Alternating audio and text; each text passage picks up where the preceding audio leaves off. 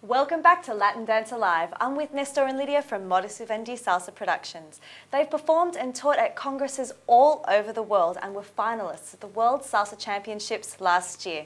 Not to mention their best-selling DVDs. When did you start dancing? I started dancing about 5 years ago and been dancing every day since. And how long have you been dancing? I have been dancing for about 4 years now. Well, that's a lot of dancing, guys. How much practice does it take to be as good as you? Well, I'd say we literally have to rehearse every single day, without fail. What's been your most inspiring dance moment? There's been a few, but one just recently, especially when it comes to do with bachata. We just got back from Singapore where we were teaching and performing, and one of the things we were teaching was bachata.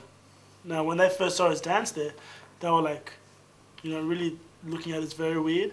And then once we finished, they said, "Oh, you're allowed to dance that close in Sydney?"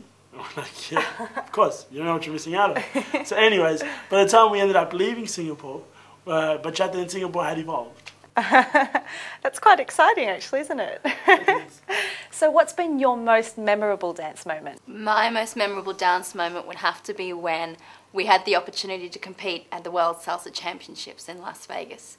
I think for a dancer to have the opportunity to perform or even compete in the City of Lights has been most inspiring. It does sound excellent. Well, you seem like a bit of a knock-around bloke. What do your friends say about you dancing? Oh, funny you should say that. I was actually a bricklayer by trade.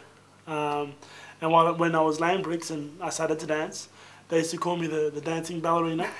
But it's true. But funny enough now, they come to my classes. Okay, what's the hardest thing for you about dancing? The hardest thing would have to be sleep. Trying to get sleep. We spend so much time at the studio that we really don't have a lot of time to sleep.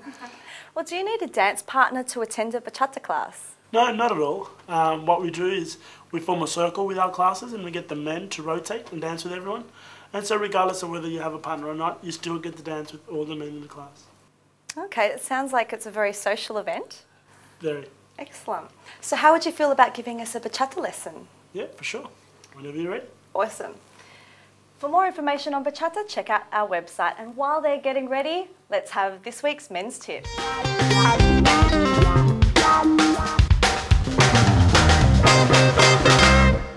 Okay, so here we are at the dance club. It's nice and early. There's not too many people about. Give yourself a chance to dance. Check your shoes. Make sure you've got old shoes with worn soles or leather soles. Nothing with rubber soles, otherwise you won't be able to spin.